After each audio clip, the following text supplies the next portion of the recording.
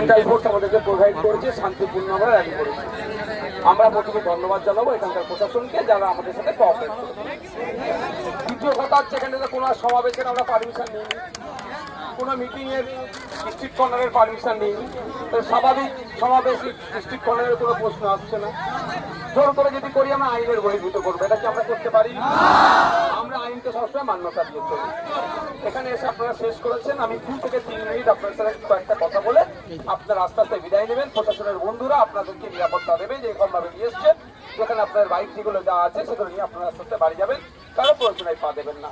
অনুরোধ আপনাদের কাছে, আগামী 29শে এপ্রিল যে দিন আসছে, আপনারা আপনাদের অধিকারকে প্রতিষ্ঠিত করার জন্য বিগত 15 বছর ধরে আপনার ভোটাধিকার কেড়ে রেখেছে যারা, তাদের বিরুদ্ধে আমরা ভোটদানের আপনাদের সুযোগ করে দেবো। যদি মনে হয় খাম চিহ্নকে ভোট দিয়ে জেতালে এখান থেকে চিরতরের জন্য হারোয়া বিধানসভা থেকে এই এলাকা থেকে সন্ত্রাস মুক্ত হবে, মানুষ স্বস্তির নিঃশ্বাস নেবে, তাহলে আগামী 29শে এপ্রিল আপনাদের বলবো অ্যাডভোকেট পিয়ারুল ইসলামের পক্ষে তথা লেফট ফ্রন্ট সমর্থিত আইএসএফ মনোনীত আমাদের প্রার্থী পিয়ারুল ইসলামকে খাম চিহ্নে বিফল হতে জয়যুক্ত করবেন। আপনারা হরিবংশের মানুষ মহিলা পুরুষ নির্বিশেষে আমাদের র্যালিকে সফল করেছেন। এখানে সিপিএম এর বর্ষিয়ান নেতা আমাদের কমরেড ইমতিয়াজ বাবু, তিনি কোথায় আছেন? এখানে সব একসাথে আমরা ঐক্যবদ্ধ লড়াই করছি। হারোয়াতে আমাদের খাম চিহ্ন, মধ্যম গ্রামে খাম চিহ্ন, আবার রাজারহাটে কাস্তাফরির তারা চিহ্ন। ঠিক চলে যান আপনি, মিনাখাতে খাম চিহ্ন, বাসন্তীতে খাম চিহ্ন, সন্দেশকারীতে কাস্তাফরি তারা চিহ্ন। 224টা 294টা সিটে আমরাই লড়াই করছি। 30টা জায়গায় খাম চিহ্ন লড়াই করছে, বাকি জায়গাগুলোতে খাম চিহ্ন সমর্থিত লেফট ফ্রন্ট ধর্মনিরপেক্ষ শক্তিগুলো লড়াই করছে। শুধু এখানে হারোয়া জিতলে হবে না আমাদেরকে, হারোয়ার সাথে সাথে রাজারহাট, মধ্যমগ্রাম, ওইদিকে আপনার বেগঙ্গা, বারাসাত, আমাদের যেখানে আত্মীয় স্বজন আছে, একটাই কথা, ভাইজানদের সিম্বল যেখানে দেখবেন খাম চিহ্ন সেখানে দেবেন। আর ভাইজানরা যেখানে যেখানে সমর্থন দিয়েছে, বাকি লেফট ফ্রন্ট বা ধর্মনিরপেক্ষ শক্তিগুলোকে সমর্থন দিয়েছে, সেখানে আপনাদের আত্মীয় স্বজন যারা আছে, এক কথায় এবারে বাংলায় নতুন একটা সূত্র উদয় করতে হবে, যে সমাজ ব্যবস্থাতে নারী পুরুষের বৈষম্য থাকবে না, থাকবে না, যে সমাজ ব্যবস্থাতে উচ্চবিত্ত নিম্নবর্ণের মধ্যে কোনো লড়াই থাকবে না, যে সমাজ ব্যবস্থাতে মানুষ তার অধিকার নিয়ে বেঁচে থাকবে। তাই অনুরোধ করছি আপনাদের, রাজনৈতিক হিংসায় জড়াবেন না, এড়িয়ে চলবেন।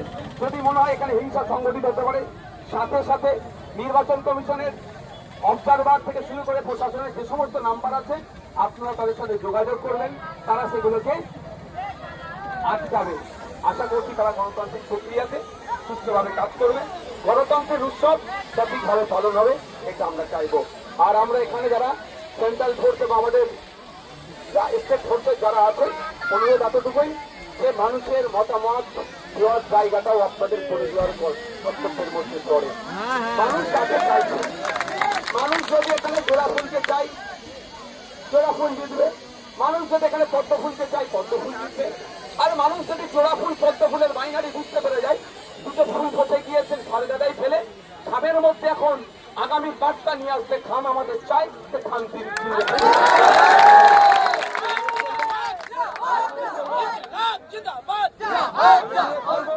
মানুষকে তার মতামতের জায়গাটা যেভাবে সংকুচিত হচ্ছে, সেটাই বরঞ্চ তাকে বন্ধ করে ব্যাপ্তি করা হোক। আর্টিকেল 326 আওয়ার ডেমোক্রেটিক রাইট, আমাদের ভোটদানের স্বাধীনতা অধিকার 326 নম্বর অনুচ্ছেদ অনুযায়ী, সেখানে বলা হচ্ছে ভারতীয় এবং 18 বছর ঊর্ধ্বে তারা ভোট দিতে পারবে। সেখানে যদি আমার ভোট অন্য কেউ দিয়ে দেয়, তাহলে সংবিধান বহির্ভূত কাজ হচ্ছে। আর সংবিধানকে প্রোটেক্ট করাও যেমন আমাদের নাগরিকদের কর্তব্য, প্রশাসনের বন্ধুদেরও কর্তব্য। রতিন ঘোষ এখানে কয়েকবারের বিধায়ক, সেই জায়গায় দাঁড়িয়ে প্রিয়াঙ্কা বর্মনকে আপনি ক্যান্ডিডেট করেছেন, মাটি কতটা শক্ত করবে বলে মনে করছেন? দেখুন, রতিন ঘোষ মহাশয়ের ব্যাকগ্রাউন্ড আমরা সবাই জানি।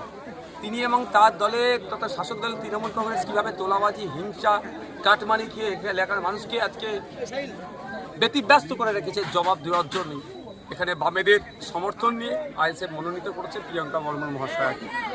মানুষের উচ্ছ্বাস আমি দেখতে পেলাম, বিশেষ করে মহিলারা যেভাবে আজকে আমাদের র্যালিকে স্বাগত জানানো, আশার আলো দেখছি আমরা। একদিকে আমাদের পৌরসভা মধ্যমগ্রাম সেখানে যা দুর্নীতি হচ্ছে, আর হোন্ডা খামারপাড়া অঞ্চলেও দুর্নীতি, মফস্বল থেকে শহর থেকে রুরাল এরিয়া, আরবান থেকে রুরাল এরিয়ায় দুর্নীতি ছেয়ে গিয়েছে মধ্যমগ্রাম সহ সারা রাজ্যে।